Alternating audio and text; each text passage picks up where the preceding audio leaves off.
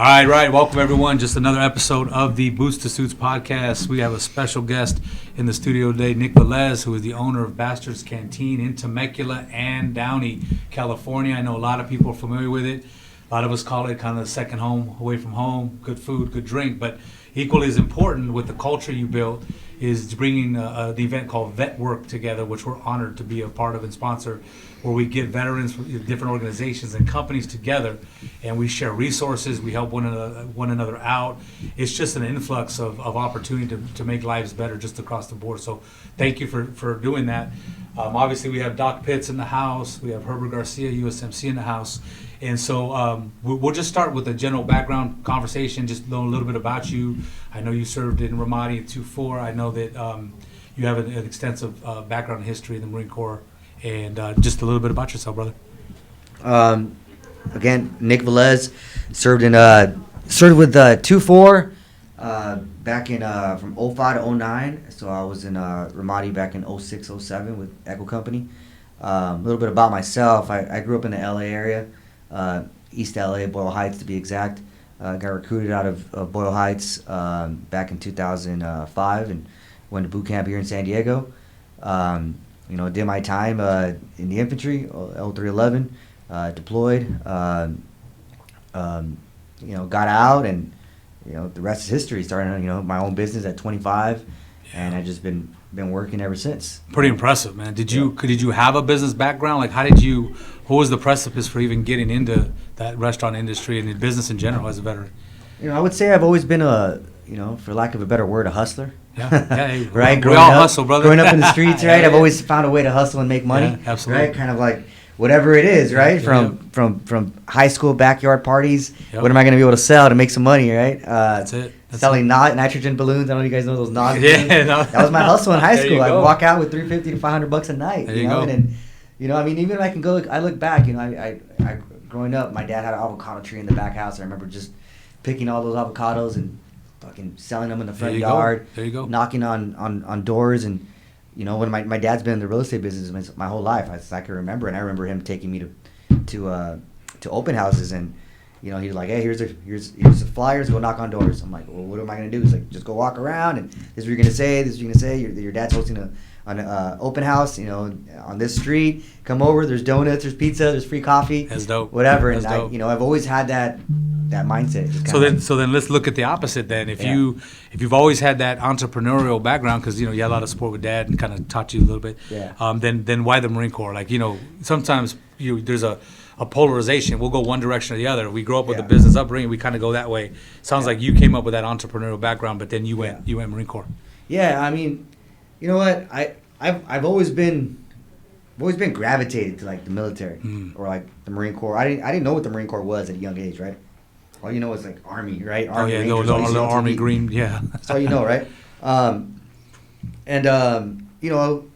It was since like 6th or 7th grade, I kind of knew that I wanted to join the military or something law enforcement related, something with guns, high speed, something cool, right? Just being around TV, right? Watching all that cool stuff, you're like, that's what I want to do. Right? Yeah, bro. I don't want to go to college. I don't want to go do that. I don't want to be an attorney. I don't want to do none of that stuff. I want to go, jump out of planes or whatever it is.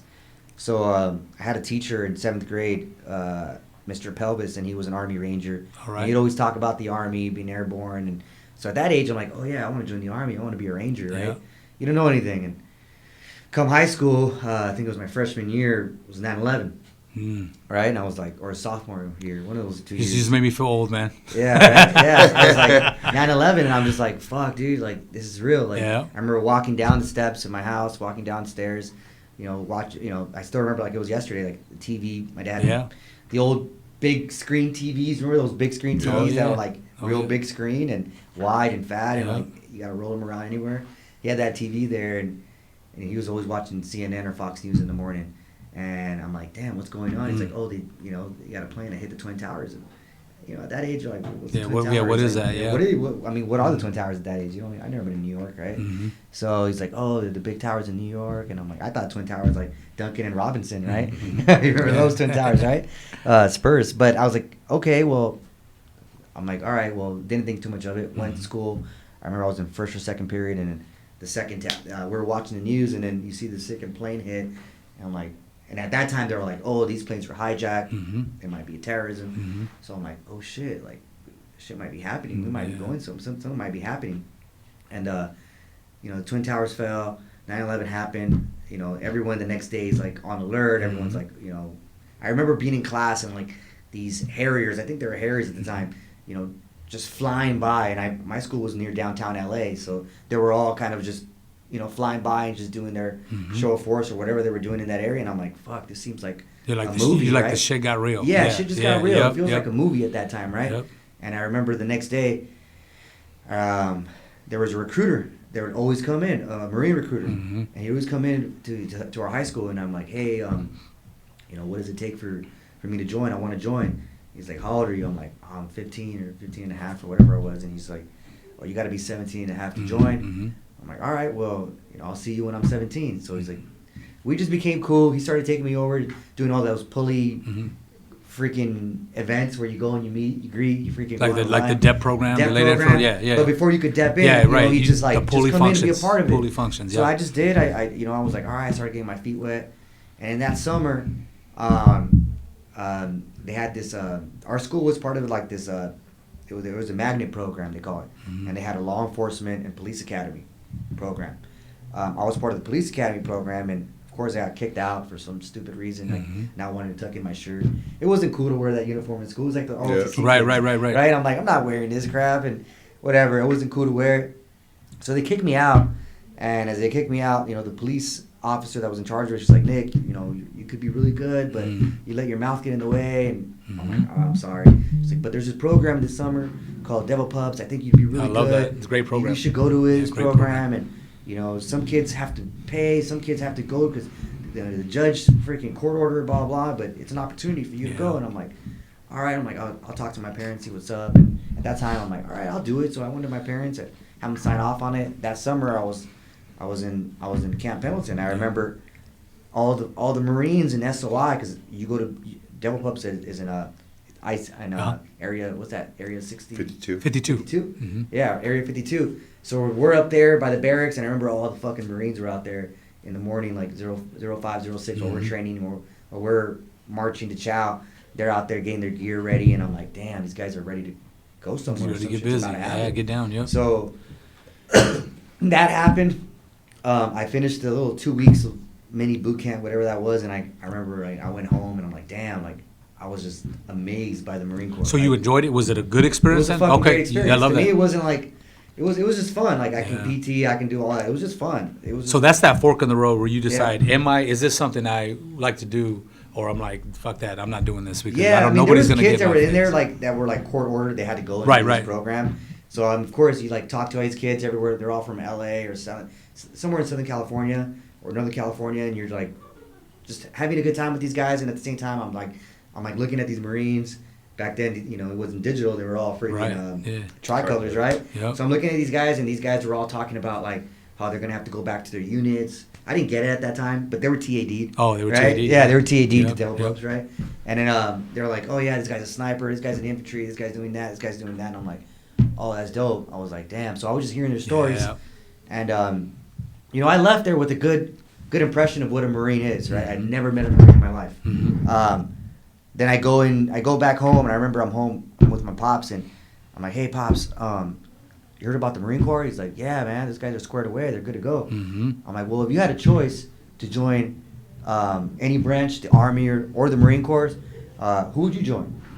And I remember this vividly. I remember he was sitting on his bed, and he's like watching TV. He goes, that's easy. He goes, I joined the Marine Corps. Yeah. They're the best.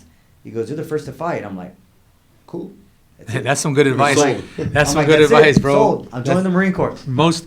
That's credit to your pops, man. Because most parents would be like, well, what about the Air Force? They're safer and all this shit. Dad said, hey, first to fight. They are the best, and he's correct. And he's always known. Like, I mean, my family's always known. I've always kind of been a little knucklehead growing up, and I was never really into school. I was always like getting into trouble. So they knew I needed that discipline. They probably didn't say it. They probably knew I needed it. So they're just like, whatever. Let Nick do whatever he thinks he wants to do. I don't even think he's gonna graduate high school. Right. At that point.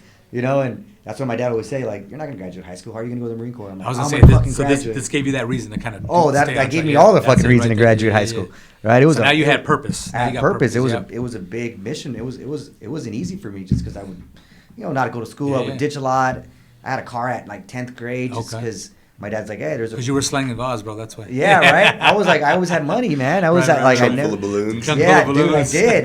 I'd drive to the valley to go fill it up. Yeah. And I was underage. You have to be 18 over to do it, but I had a fake ID, all that stuff, off record, right? Yeah. I did all that. On record. Just to make it happen, just because I knew what it was. I mean, it wasn't drugs. It was just, another way to hustle. And, I remember I went back to the recruiter, and I remember at 17, I told my parents, all right, it's time.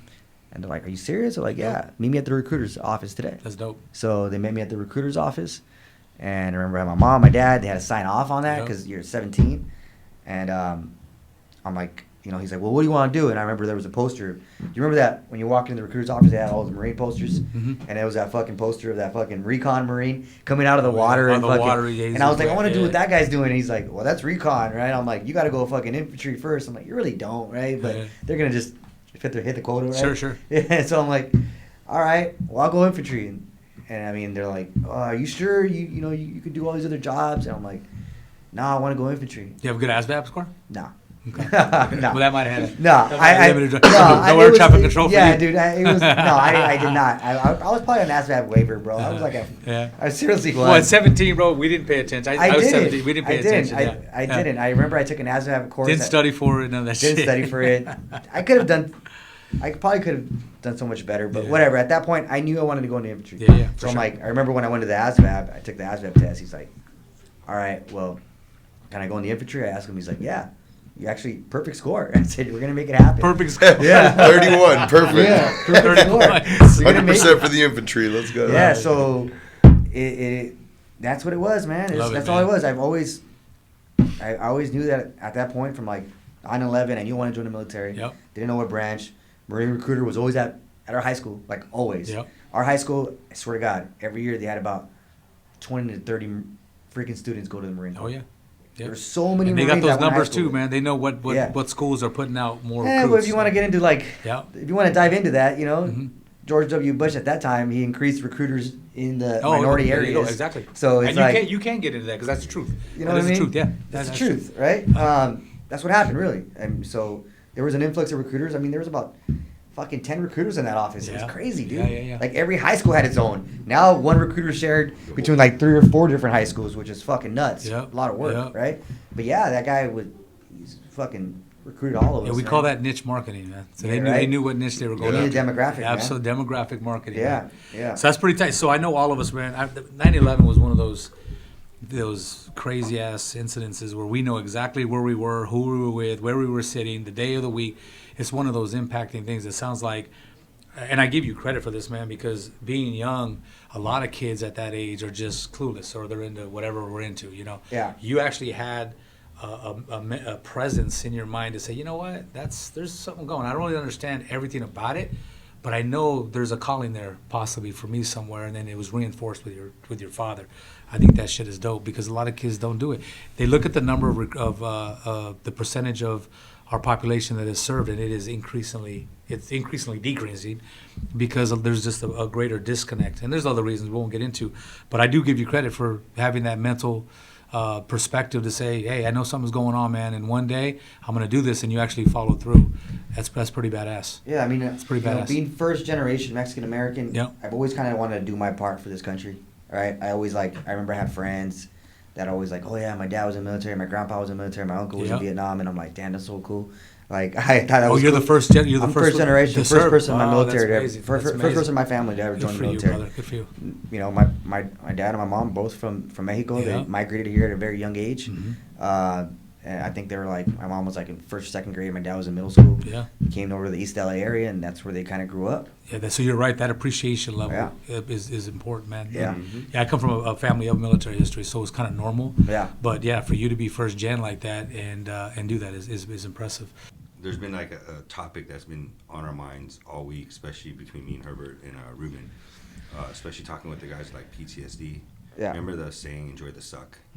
Yeah, embrace the suck, huh? Embrace the suck. So I yeah. think these guys are coming out. They're in their dark hole. Yeah. And they're embracing that suck. They're embracing that this is my life. I did this, and this is the cause of it, right?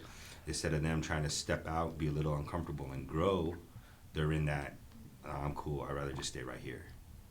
And even though then you deal with it. I don't have money. I don't have this. I don't have this. Well, here's an opportunity to fix that. No, it's cool. I'll stay here. I'll be in my suck. You know what I mean? And it's like a common theme that we're seeing this week. Yeah. Have you dealt with that?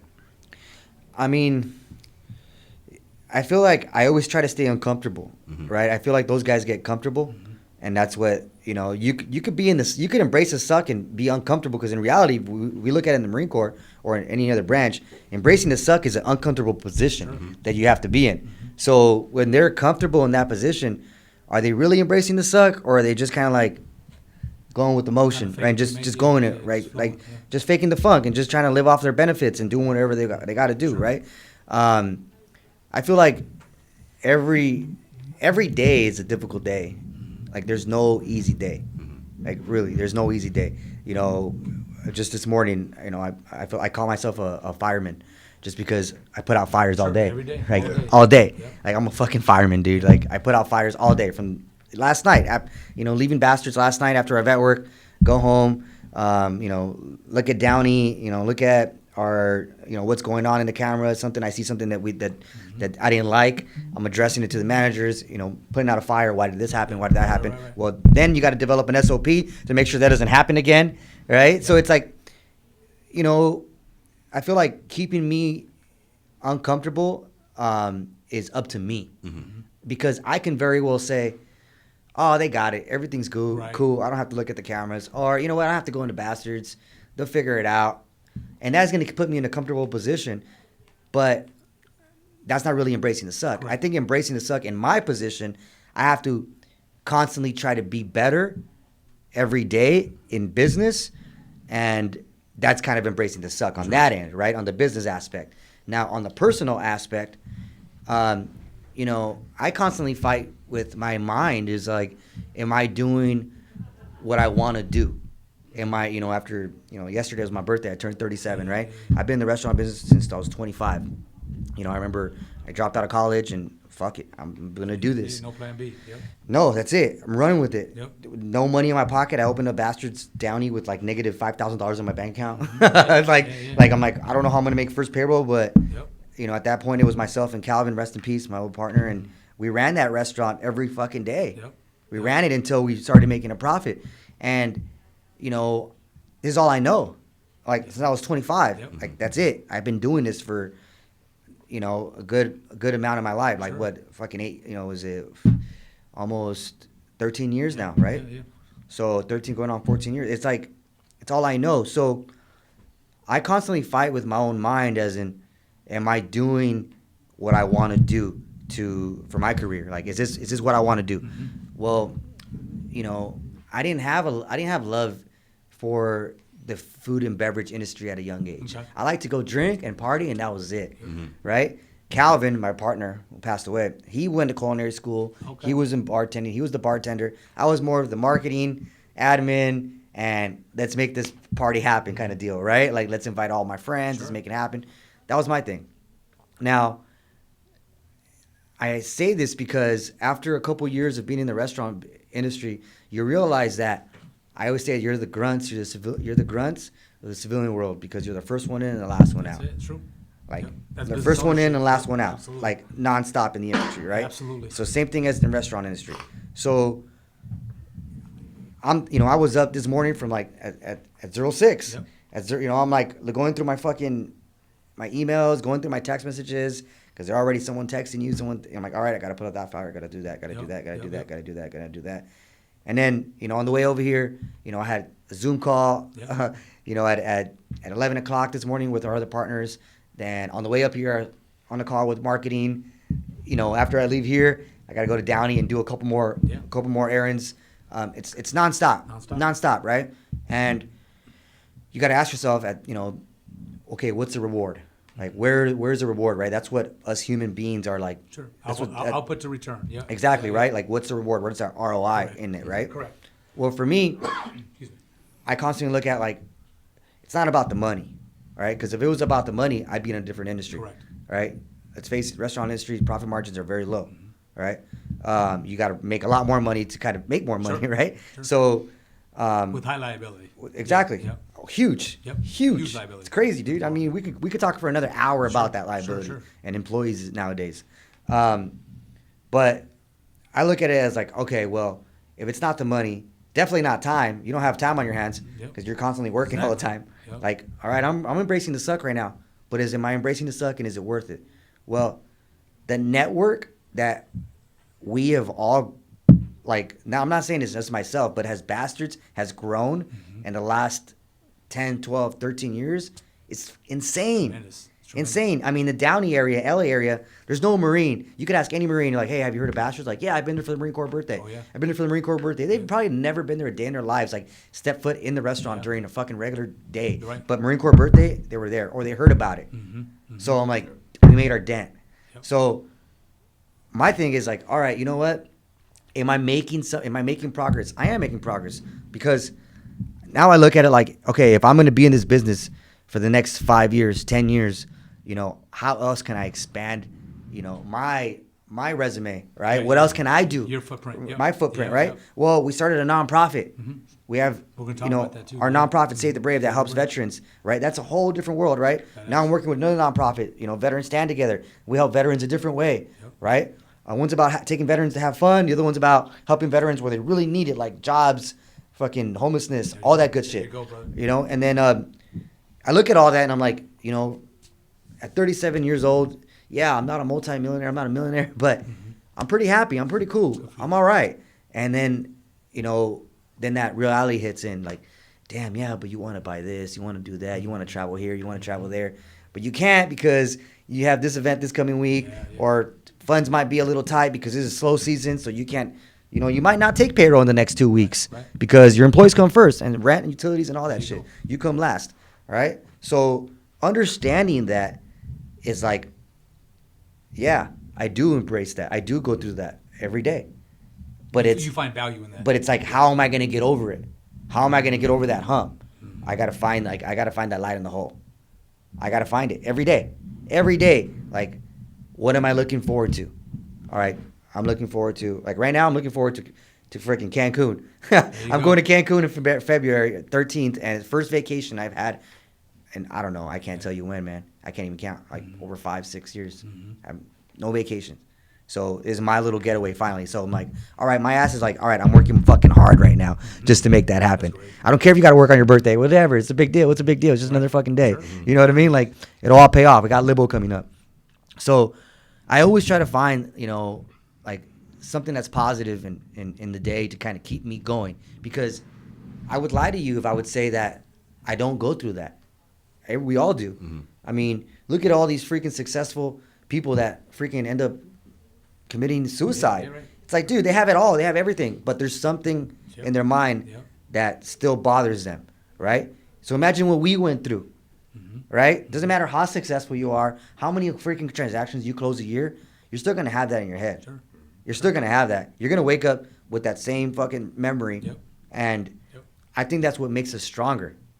Because if you know how to overcome that, like people say about PTSD, right? Like PTSD, yeah, there's a word for it. That's PTSD.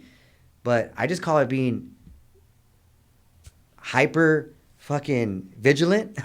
And being super reactive to any situation that might happen. So you're going to live longer.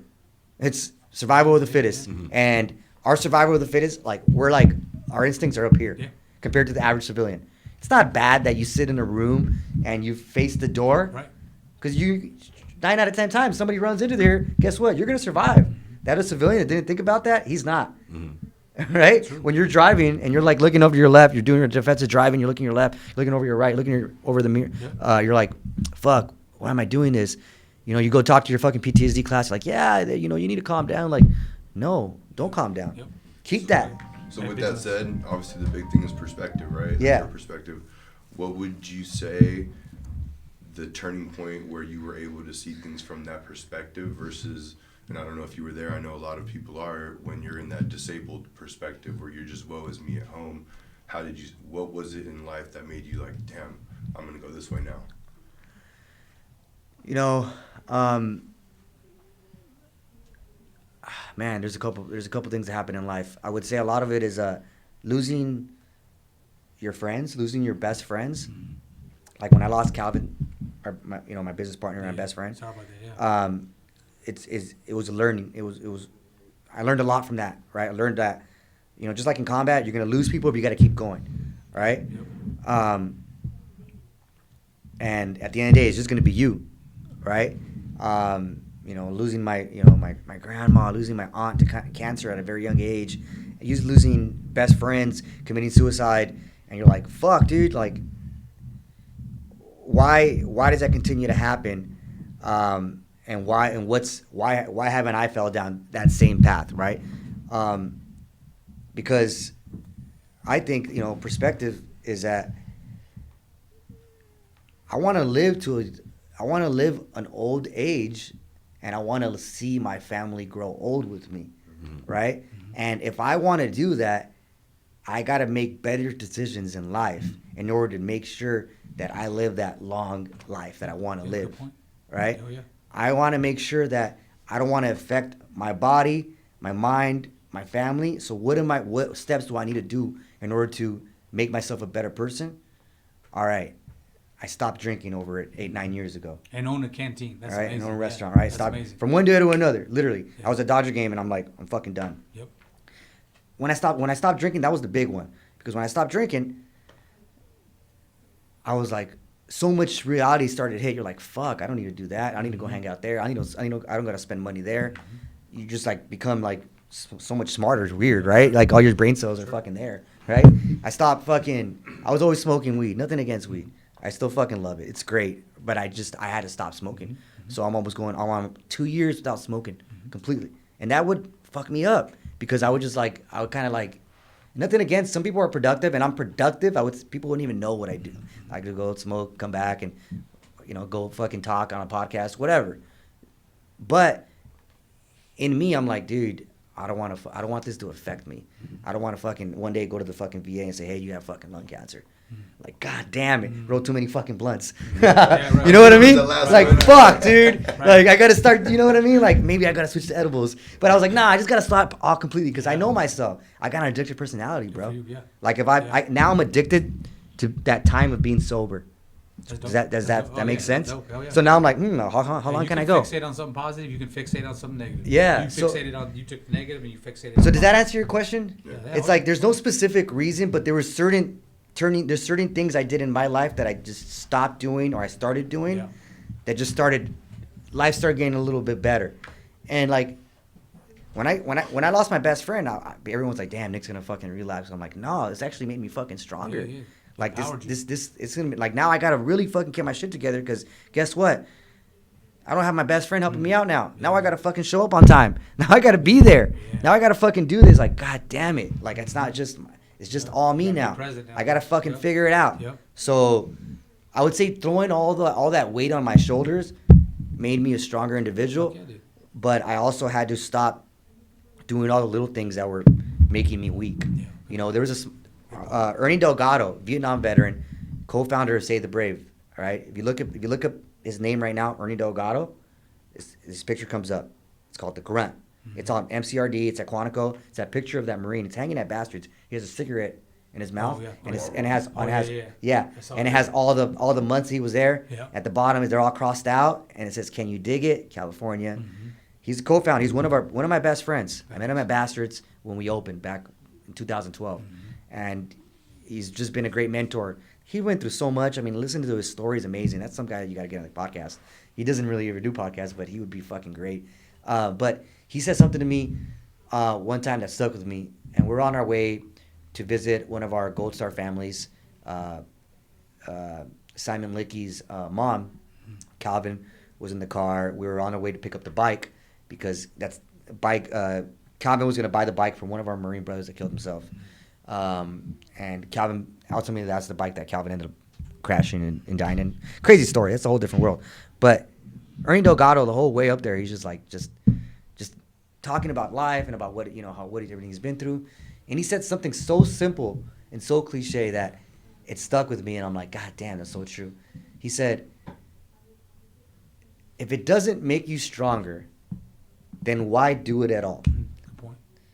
Yep. He goes, think about it, mijo. He goes, does drinking make you stronger? Does smoking make you stronger? I was like, no, it doesn't.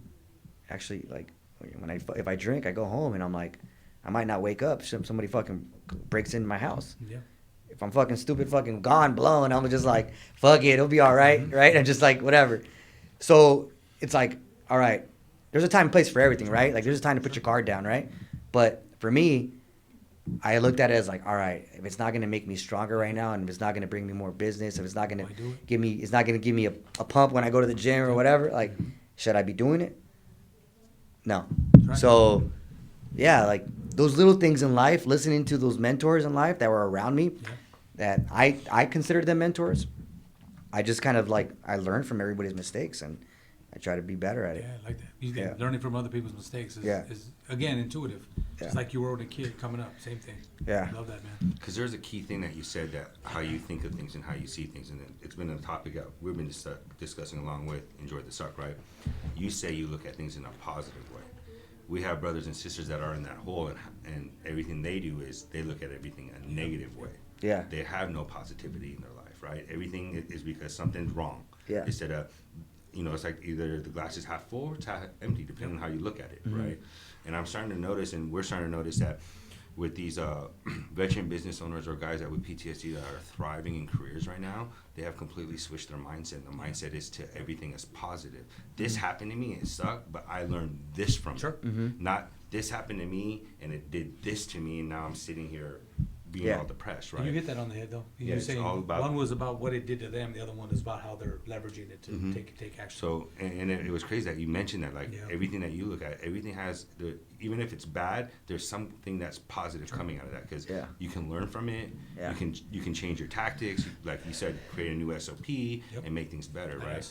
And I think what we're trying to look at in the veteran population, especially the guys that are struggling, is how do we change that mindset? How do we get them from being negative to start seeing the light? Well, we're veterans, right? We're all vets, right? But sometimes it's like, that saying, like, in the Marine Corps, and you're a corpsman, so you get it too. But once a Marine, always a Marine, right? Like, that's how stupid that sounds sometimes. You're like, oh, once a Marine, always a Marine. You hear it so much times, you're like, all right, dog, whatever. But if you really take that mindset, and you're like, damn, once a Marine, always a Marine. Well, what'd you do in the Marine Corps? Well, regardless of your MOS, you got up at what time? Then you did what? Then you went to chow. Then you did what? Then you want to go work out. Then you had a PFT, so you got to train, right? Like, if you carry that mindset and you forget that you're a vet, when you get out the Marine Corps, like, you're not a vet, you're still a fucking Marine, right? All right, you're not a vet, you're a Marine. So carry yourself like a Marine. Sure, absolutely. Because I feel like as soon as you're given that title, that stamp veteran, okay, I got PTSD now. I got fucking, life fucking sucks. Right? Life sucks. 100%. Yeah, now I'm 100%. Now I'm going to grow my fucking beard and be like all fucking stupid and lazy. And I'm not going to go to the gym and PT anymore. Like, you drop your pack. You said complacent earlier. That's exactly right. Right? Complacency kills, right? Yep. So it's like, if you stay like your mindset in the Marine Corps, well, when you're in the Marine Corps, what do you do when you get fucking hit from this danger area, and you always cross and you're getting hit? You're going to develop a new TDP, right? Absolutely. So to cross that fucking danger area. Yep. So it's the same thing in life.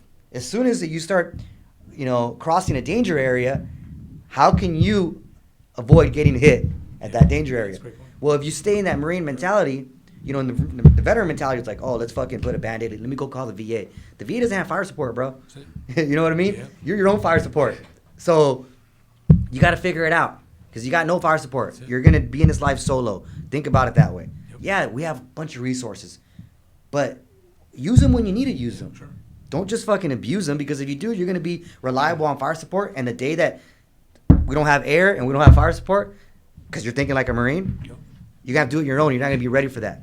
So be ready to do it on your own. And if you could keep that mindset of once a Marine, always a Marine, and just live that life, don't change that part. Because if you change that part in you, you're a veteran that, all right, this is what a disgruntled veteran's supposed to look like, and this is what a disgruntled veteran's supposed to act like. You can be one. That's a great distinction. It's like that Navy SEAL admiral that said that every morning when you wake up, you make your Make bed. your That's bed. one thing First accomplished thing, bro. today. Yeah. Right there off the bat. Make your That's bed. it. Now Start just off. add to that. Make Just your add rack. that. Make your rack. And sometimes, you know, I lie to you if I tell you I make my fucking bed every day, right? But Yeah. I'll try to be like, you know what, I'm gonna hit the gym this morning before I go to work. Sure. All right, you know what? Fuck, I can't hit this gym tonight. Well, I gotta make sure I hit the gym tonight. Sure. I run at least 3 miles tonight. Love that, man. Fuck Love it, PT, get in there. I think PT, we people don't like focus enough on that, but like, fuck, dude, that's the start. That's the foundation. Sure. That's the foundation. I don't want to mention, you know, the veteran that we both know that goes to goes to Bachelor's event that we're like, damn, we need to help this Marine, this guy, right? But one thing that he does positive, I told him don't stop doing, is going to the gym. Mm-hmm. Because going to the gym, this guy's like texting me like, hey Nick, you want to go to the gym? Want to meet at the gym? I'm like, sometimes when I'm feeling like, I don't know, man, I got to get this fucking email out. I'm like, you know what? This fucking email can wait. Yeah. I'll go to the gym with There this you guy. go. There you I go. come back and I'm like, damn, I'm so glad I did that. Yep. Yep. You know, like, but that's that Marine Corps mentality. It's like, dude, just staying fit. That's Marine Corps mentality and also Marine Corps accountability. Yeah. Right? Because you're keeping each other accountable. Hey, man, you got this shit. Let's go. Yeah. Let's just get it in. So you probably wouldn't have gone if he hadn't reached out in that situation, would you? Yeah, having that buddy program, right? That's it. Like, hey, Buddy let's go hit the program. fucking gym, That's being a Marine. right? But Yeah. it's carrying yourself to like that, whatever branch you were in, Army, Navy, Air Force, like, remember those days and like before you, like, remember how you felt in those days, and you felt great. So how can I get back to feeling great? That's amazing. It's great. Like, just fucking Simple act like and brilliant. act like you're not a vet. Simple You're just and brilliant, that bro. vet's just part of you. Yeah. So I think that's the clear distinction, right? I mean, you're like you said, you're at the top of the game. You're at the top of your game when you're in active duty. You got your buddy system. You have your SOP. You have your routines. Yeah, Yeah. purpose. And then we get out, Herbert, to your question, and we lose all that. We lose it all. We lose the discipline. We go back to, you know, whatever you want to call it, looseness, a loose Yeah. schedule. If we just maintain that chronology of what we did in the Corps, it's a template, right? It's a Yeah. template. Beautiful Just template. Follow the template. That's it. Follow the template. That's But, it. Well, I mean, question for you, Herbert, because we'll, you know, could dive into this just real quick because I think it's really important because we work with a cohort of individuals that are really struggling. Yeah. As they mentioned. But I mean, you've seen it. I mean, we've seen a progression from, you know, point A to point B. Some do well, and then some take that other route. You know, how would you articulate that based on what Nick just said, as far as thinking like a Marine, being a Marine, and following to maintain those Marine Corps standards, values, and culture? I mean, I think everybody's journey is different. I know you said 25, so I'm assuming shortly after you EAS jumped into the food industry, right? You know, Yeah. there's guys who have been out, retired, living in that PTSD hole for 10, 15 Yeah. years. Like, so how do you get out of that hole Good point. where you're not a young stud, right? You're not 25 years old. You're 45 on a high school diploma and you've never done anything. What's your step one? You know, for Absolutely. me, that's how I looked at it. It was like, damn, I've been in the Marine Corps. Like, cool. I'm medically retired. I'm 11 years in. Everybody's like, dude, you're blessed 100%. You get to live life. Yeah. But I dedicated my life to this. I was going for the 2030. I was going to be a career Marine. Now I'm out on Right. terminal. Yep. And I'm artillery. And now I'm like, what am I going to do? Yeah, man. Everybody's like, dude, you're so great. Like, that's not what everybody else is saying out here. Right. So now you're like, I have to reevaluate life, you know, 11, 12 years older.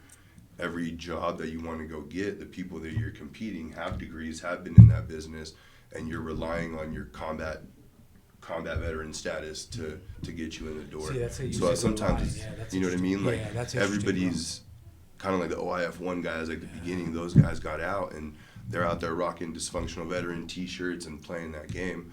What would you say maybe like the advice is for some of those guys to start? For me, it was service dogs, Good question. right? For me, it was the only thing that's going to get me out of this house is I didn't have a buddy system, right? Like, Yeah. I was out. My buddies were either still in the Marine Corps deploying, they were gone. My buddies that were out were at work, like living careers, and here I am, like watching it. Yep. You know, no. So what happens to me and my purpose? So you inherently, know, so for me it was dogs. So okay, perfect. Inherently though, let's connect what Nick said about, again, keep it simple and just brilliant, is think like a Marine. Why aren't we inherently going back to the fundamentals that we were taught that made us fucking badass motherfuckers? Why aren't we inherently going back to that if that is the time where we were at the top of our game? Why are we seeping into this dark ass fucking hole? Don't get me wrong. Believe me, I'm not judging. Mm-hmm. I'm asking for clarification because we see two cohorts, one going this way and one going this way. Why aren't we going back to our basics? Well, I mean, you did say something that kind of stuck out. Was like, all right, social media, right? You're seeing all your friends do this. They're doing great. They're fucking awesome. They have beautiful families. They're all great. All the shit they want you to see. Exactly, right? All the shit they want you to see, right? All the shit they want you to see. While they're fucking somebody on the side. Yeah, right? While they're fucking, they have baby mom over here. They have 3 kids over here. They don't even pay their child support, right? All that crap, right? And you're like, 100%, dude, you're really a shitbag, bro. But on paper, you look great, right? Yeah, you're fucking so top of the world. it's like, when we're in the Marine Corps, like, social media wasn't around. It wasn't really around. Like maybe towards the end right before you got out, but. Dude, I remember you go to the field and you couldn't even take your fucking phone. Remember those days? Like you get fucking fried for that when they started coming out with those flip phones. I remember. We didn't even have them, bro. You didn't even have them, dude. You guys had fucking yeah, dog. so it's like I think we need to stop comparing ourselves with like the other Marine, because in the Marine Corps you're given that template like what makes you a fucking PT stud. Right. What makes you a PT stud? The time, man. Fucking 3 mile under shit 18 happen. mile, Yep. 18 minutes. Fucking, was it 100 sit-ups under fucking what? 2 minutes. It was 80 sit-ups in 2 minutes. 2 minutes. It was 3 miles under 18 minutes. And then 20 pull-ups. And then minimum. But who set that standard? The Marine Corps. The Marine Corps. Yeah. Not your buddy to your left, not your buddy to the right. Correct. Like now you're like, fuck, I gotta get a fucking first class BFT. That's what it is. Right? So it's like, And if you don't maintain those standards, there's consequences. so it's like, all right, well, like let's look at it now. Let's look at the standards. Like, all right, if you don't have those standards because you don't want, the Marine Corps, or whatever, you don't want to live by those standards. You don't want to run. You want to do pull-ups. Great. I would say like, find a passion. Sure, find something. Right? Find a passion that, for me, it's fishing and jiu-jitsu. Like, fuck, with jiu-jitsu, I'm like, damn, I want to be a black belt one day. Like, that's the fucking, that's right here now. So now I'm like, all right, how am I going to get there? Yeah. I got to fucking go to fucking class at least 2 times a week. I got to fucking dedicate this. I got to dedicate that. Right. Fishing. All right, but fishing, damn, I want to catch every fucking fish there is out in the ocean. Yeah, I want a bluefin. I already got a bluefin. I already got yellowtail. I got fucking yellowfin. I've had a fucking halibut. I've had salmon. I've had no Dorados yet. So it's like, I'm like, all right, I got to get back out there. I got to get out there and fucking catch. Yep. Right? So it's like, find something that you like and just give it your best. Yep. Right? Have you guys ever heard of that book, The 4 Agreements? The 4 Agreements? 4 Agreements. No, I haven't. By Don Miguel Ruiz. He talks about 4 agreements. The 4th, it's like, it's like be impeccable with your word. Don't make assumptions. And I believe that the 3rd or the 4th one, which is my favorite, it says, give it your best. Just give it your best. Whatever it is. Like, be impeccable with your word. Like, just don't talk crap about other people, because once you live it out, once it goes out, and that it's out of your mouth, it's out. You ain't getting it back, right? Yeah, exactly. You ain't getting it back, right? So it's out. It's gonna bounce around. People don't like that. You might offend somebody. Sure. Don't make assumptions. Don't assume, because somebody might tell you something. You might assume that they're fucking down talking to you or just offending you. In reality, they're really not. Just like, don't make assumptions. But my favorite one of those is like, those 4 agreements is like, give it your best, because like no matter what you do, whether it's fucking riding a motorcycle, right? You guys ride motorcycles, like, just give it your fucking best, right? If it's like fast as possible, dog. Yeah. I mean, got it. I mean, have it. Make sure that fucking bike is fucking clean at all fucking times. Yeah. Make sure that bike has fucking its oil change at all times. Yeah. Make sure your bike's gonna go. Make sure that you're always watching your surroundings. Be the best that you can be in that. If you're gonna be the best realtor, if you're gonna be in the real estate, absolutely, be the fucking best. Yeah, you're trying to win the Super Bowl. That's exactly right. Be the fucking best. Because if you're not the best, guess what? You're still gonna get close to it. Yeah. You're still gonna be better. And now you have a mission. You have a purpose. And you're forgetting about yourself and all the stupid demons that are in your mind. You know what I mean? Because when you're on the floor, on the mat, and rolling, I know you guys. You're not thinking about. You're not thinking about shit, but not getting choked out. Yeah. So you're like, or if you're skydiving, you're not thinking about that shit. If you're riding, you're not thinking about. If you're fishing, you're just fucking thinking about fucking that. They say the tug is the drug, right? Yeah. Getting that tug to get that feeling, and boom. And it's just burning too. Right? So it's like, it's a workout, bro. It's a whole different world. We got to go fishing sometime, by the way. So it's just like finding purpose in whatever you do in life is about just finding, look at your hobbies and like, all right, what am I good at? All right. Or, I'm not good at anything. What do I want to try? Yep. Or I see my buddy's always fucking, he has a bow. He goes fucking bow hunting now. You don't want to go pick up a bow, right? If you're a vet, there's so many nonprofits out there, like Semper Fi Fund, Wounded Warrior Project, bigger nonprofits than Save the Brave and Veterans Stand Together. Big nonprofits that have so much money that they need to spend in order to get those grants again, Okay. to take you on these trips so you can find your next passion. Like there's, okay, granted, let's say I don't want to go out and meet other vets.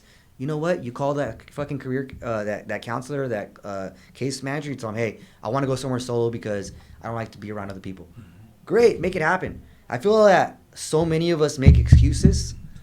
Everybody has an excuse, and they get in their way of themselves. Yeah. Yep. It's like, dude, just put that aside. Like, every vet, like, I hear them, and I'm like, oh, I was going to do this, or I can't do this because of this, and I'm like, all right, whatever. Yeah. Like, I just hear you. I'm not going to say anything, but I'm going to give you I'm going to be positive. My response is going to be positive to you. Brother. Like, whatever you tell me, I'm going to rebuttal with a positive answer, right? Yeah. Because I don't want your negativity to fucking come into me, and I don't want to live with that shit. This is great advice. You know what I mean? I just want to be positive because I think the more positive we can be, even if you're not feeling it, sometimes I feel like shit, but I got to be this way because if I give you that negative energy, I'm going to get negative energy, right? Yeah, absolutely. And that's a great question. That's a great question. And unlike in response. fucking math, two negatives don't make a positive in the real world. true. You know what I mean? Yeah, he's breaking down some mathematical knowledge. Nah, I it's love just- it. But what's crazy is like That's- the big thing that we talk about all the time is correlating our military service transitioning out to the civilian world. Yeah. And the faster that as veterans we can do that, the faster we can just transition. Yeah. A lot of these guys sometimes we feel like, oh well, I can't fit into this world. This is all I've known. But then when you start, like we had the conversation, getting ready to go to the field, you got to get chow, so you got to deal with supply, you got to deal with the chow, you got to deal with motor T, you got to deal with all these different assets. When it comes to real estate, we're dealing with all these different at the home inspectors and the appraisers, and I'm sure in your industry you're making sure things are getting delivered. Yeah. So once you're like, dude, it's just a different MOS. That's You're it. doing the Same same shit, thing. Same thing. Like, come on, let me help you out. Let me Yeah. teach you the way you can be successful. And Yeah. it's giving that helping hand, teaching them that. But a lot of the things that you talked about are things that are about the military, right? You set your goals, you stop drinking, you stop smoking, you started to have a purpose doing jiu-jitsu and fishing. Yeah. You started to do everything that the military had and a normal career has. And I think a lot of times as vets, when you get that DD-214, that freedom's not good for us. No. That's our problem is the moment that we go free, That's great. it's that Great. good luck, hold Yeah. on tight, watch this. Yeah. Help me out, and I've been through X, Y, and Z. I'm a disabled vet, watch what I do. Yeah. Versus it takes kind of hit rock bottom, you start surrounding yourself with the right people. Now my goals aren't to be drinking and smoking, it's like the PFT, the Marine Corps, I gotta get a first class. My homeboy got a 298. Yeah. Homeboy got a 289, like, fuck, I gotta get it. I remember when I was going from corporal to sergeant. I was in Iraq. I was still in Ramadi, Yeah. right? Because we were there at the same time. I was gonna re-enlist in Ramadi, tax-free. Yeah. I missed the cutting score by 1 point, Damn, bro. so I didn't get the tax-free. I came Oh, back, fuck. picked up the following 1 month. I point. ended up re-enlisting anyway. Yeah. But I got taxed like 14, 15 G's over 1 point. My boy got Yeah. promoted Yeah. for that 1 point. So when you look at the run, you're like, dude, he ran like I think it's like 10 seconds Hey, faster. 1 point. Yeah. And You you know start what I mean? thinking, Yeah. when you start thinking, what if? Like, what if I had done one other, like, there's something called, 12 degrees of separation. It's, 3 degrees. there's 3 degrees of separation, but there's a book that it's 112 degrees. So I think boiling point, whatever the boiling point is for water, if you're at 111 or whatever, with 1 degree, your water's not boiling. 1 degree, bro. Did you make that extra phone call? Yeah. Did you talk to that one vendor? I might get better deals on my procurement. Is that that 1 degree? If you do that little bit, dude, because the world does come down to math, dude. Yeah. 1 point can make the difference in winning and losing. Yeah. And you did some amazing things. When you stop drinking, you do all that. I don't know if it seemed big or small to you, but the outcomes were tremendous. It might have been one small change. I'm just gonna stop drinking, man. Let me just start there. So guys who want to start PTing again, don't go hire a personal trainer. Don't do all this shit. Just walk around the block one time. That's it, man. Just start Yeah. some shit. That's what I'm hearing. I mean, this is powerful. I mean, for all three of you, and for our viewers and listeners, I'm gonna tell you right now, I have never seen or heard a podcast with this type of message where you literally just provided a fucking algorithm on how you can change lives just on the advice and stuff given here, but the fact that we're carrying out that mission. It isn't like we're just lecturing and shit because we were born with a silver spoon in our mouth. We started at one point with some bullshit, went to a certain spot, and then came up. So for our viewers and listeners, man, this is a formula that is going to help everybody, but in general, it's a formula that's going to help a lot of folks when they watch us and listen. Would you agree? So great comments. Yeah, I mean, you know, we all have our ups and downs. You know, I'd lie to you to say that I've had that Marine Corps mentality right when I got out. Yeah. You know, I think I did when I went to college. Fucking still fucking working out 3-4 times a day because you're getting that GI Bill and you're on BAH and you don't have to fucking work, right?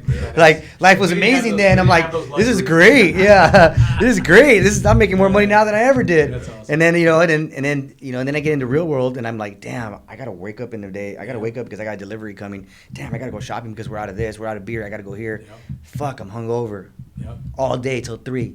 Yep. I think when I opened up my restaurant, I was drinking for the first 3 years. Like I was gonna swear, say, every fucking day, at least I don't know, over 10 beers, over 3-4 shots a day, every day. Like I can show you pictures right now. I'm like, that's me, bro. They're like, no, that's not you. I was fucking like 100 fucking pounds, like me. I'm like supposed to be like 150, 160, like solid, right? I shouldn't be over 100. I mean, like honestly, 200 pounds is like fucking crazy, right? Like I was up there, dude. I was like 189, 190. I'm like bloated. You know, looking at myself, I'm like, how am I gonna get the most beautiful girl I ever want like this, dude? Like that's not gonna happen. You know what I mean? Like that's not attractive right there, man. I'm sorry, but women are a weakness, right? It's always been, right? And I always feel like damn, I gotta look good because you know I got a date coming up or I gotta go to Cancun soon, so I gotta make sure I run an extra 3 miles. Like I go to the gym, you know, I'm like, all right, my workout's done, but now I gotta hit the fucking treadmill, run 3 miles before I get out of here, right? Like it's part of it, right? Like what's your motivation? Find that motivation. But I'd lie to you and say that I was always like fucking PT. No, I had a very dark spot. You know, I think from 25 to like 28, I think when I stopped drinking around that age. And it was all because of alcohol. Like alcohol was my downfall. Like straight up, dude. I've been in fights with, you know, business owners on my block in Downey. I fought fucking even an employee that just fucking pissed me off. Let's go outside and take it to the back. Like, you know, I like to drink and get fucking violent and stupid. Say stupid shit. Have no filter. Sure. And alcohol is my downfall. So between those times, like I was going through a lot. Anxiety. I had fucking like alopecia in my hair, losing my fucking hair, all kinds of crap. And I'm like, what the fuck's going on? And in reality, it was because of like, I wasn't carrying myself like a fucking Marine. There you go. I was just fucking being a fucking shitbag, fucking going to work. Yeah, I was making it happen. Yeah, people were coming. We're making money. We're throwing badass Marine Corps birthday events. Yeah. But I was fucking drunk by fucking noon. Yeah. Am I making the smartest decisions? No. Maybe somebody might be fucking stealing from me and I won't even know Don't it. even know it, dude. And I'm sure they did. Or worse. Oh yeah. Or worse. So much more happened. Yeah. You know. I Like mean, you said, you couldn't defend the home front if you're not confident. exactly. You couldn't defend So, you know, it's just for me is staying sober. That's a big one for me. Staying sober, for you. working out, and you know, having an agenda, It sounds having like a calendar. It sounds like you picked your lane, bro. You picked a lane. You got clarity, man. At some point, and you explained how. So thank you for being honest and transparent. You got clarity, bro. But you had to make steps in order to get your clarity. So Yep. you knew what your passion and purpose was going to be, dude. Yep. This has been amazing. I want to make sure we don't miss anything. So, any additional questions for Nick before? Can you go over talk about Save the Brave? Yeah. So, Save the Brave was founded back in 2015 between Ernie Delgado, Yep. Vietnam veteran, and myself. And then we brought on 3 other Marines, 1 corpsman actually, and 2 Marines. And when we started this, it was just more like, all right, I wanted to help 2-4 vets just because we're dealing with a lot of suicides in the company and in the battalion. So I'm like, fuck, dude, we got to help our own. Like, I was tired of giving money to all these nonprofits that I didn't know where that money was going. And I'm sure they were doing great things with it, but I wanted my Marines, my brothers. You know, we always say in the Marine Corps, I said it again yesterday, take care of your own. Sure. Take care of your own. 100%. So I'm like, all right, you got to take care of your own. Who's my own? My company. Echo Company 2-4. So I'm like, all right, that's where it started. I wanted to start taking care of my Marines. And the whole point was just to like connect us with each other. Didn't really, I mean, we had the mission, but it was more like, all right, we didn't know what we wanted to do at that point. We didn't know it was fishing and jiu-jitsu. At that point, it was like, let's go fucking horseback riding. Great. Let's go mountain biking. Great. Let's go mountain biking. And some guys would show up, some guys wouldn't. And then we'd lose a Marine. And then we're flying, with all the money that we raised, we're flying 30 Marines to his funeral. And I'm like, what the fuck are we, this is reactive. Like, why are we spending money for funerals and for hotels. Like, then these guys are all getting fucking drunk. Then they go home and they're all like, guys, I miss you. I'm like, we're back in the same thing. So we're like, all right, Back to that cycle. yeah, Save the Brave needs to focus on connecting veterans to build strength of character, right? So then we're like, all right, what are we gonna do?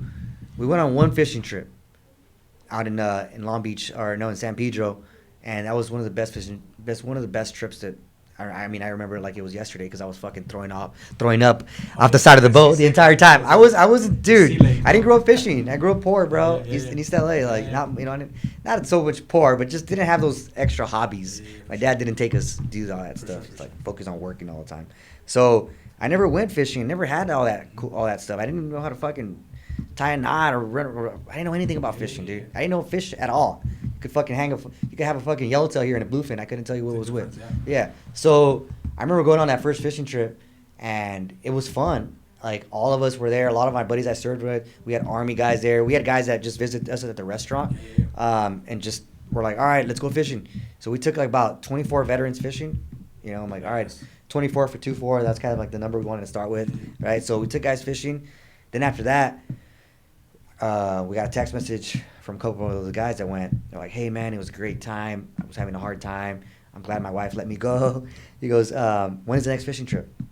Then another guy hits me up like, bro, that was the best fishing trip ever, dude. I've never been fishing. Like, that was so cool. When is the next one? And like a couple of other guys were hitting us up, and we're like, guys, you guys see that?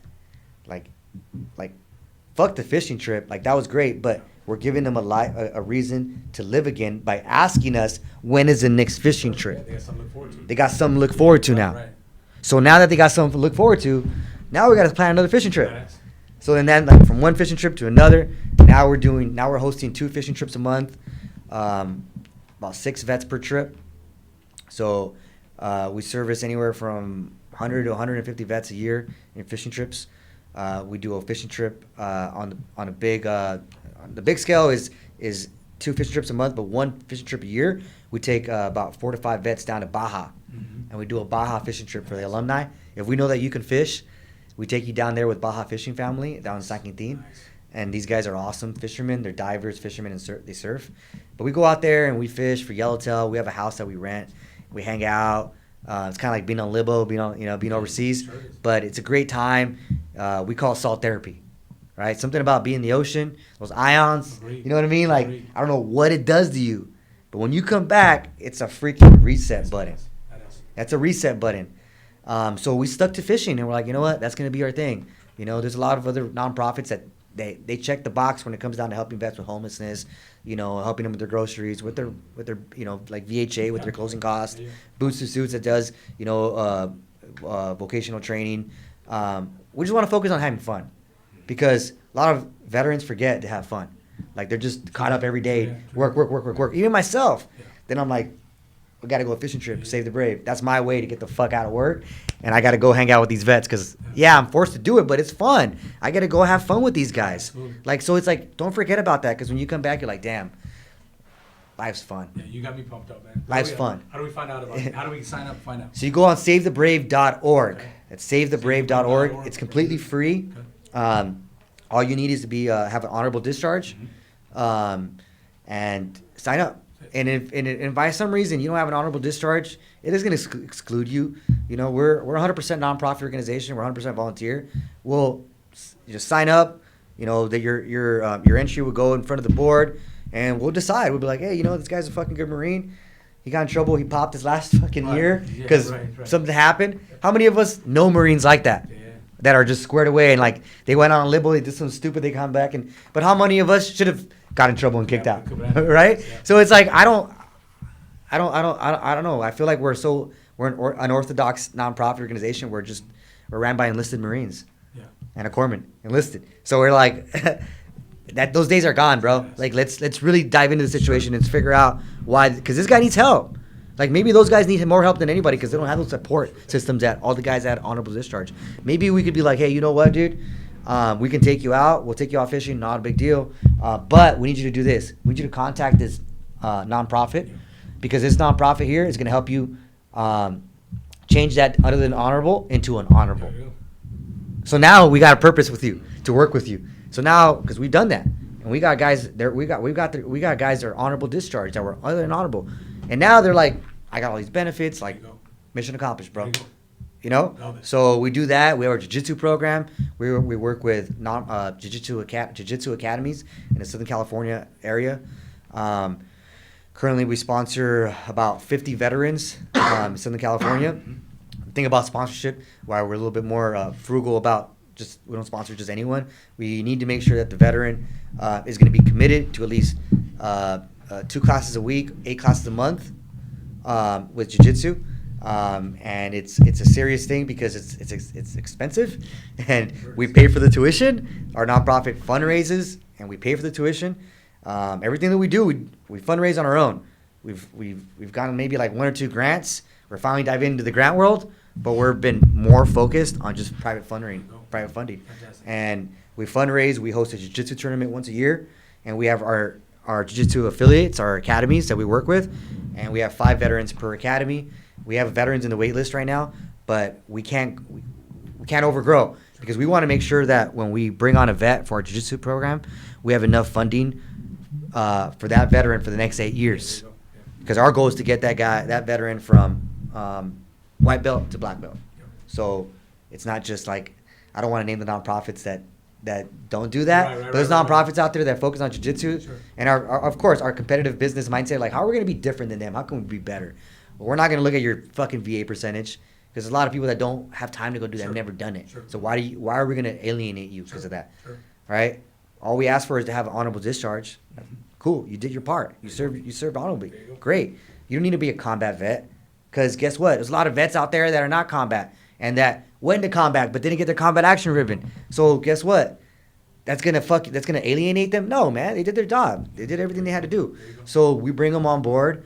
And we just make sure that the school could fit within our budget, the academy, and that veteran has to help, fundraise throughout the year and help us meet our goals so we can do it again, over and over and over again. So that's Save the Brave in a nutshell.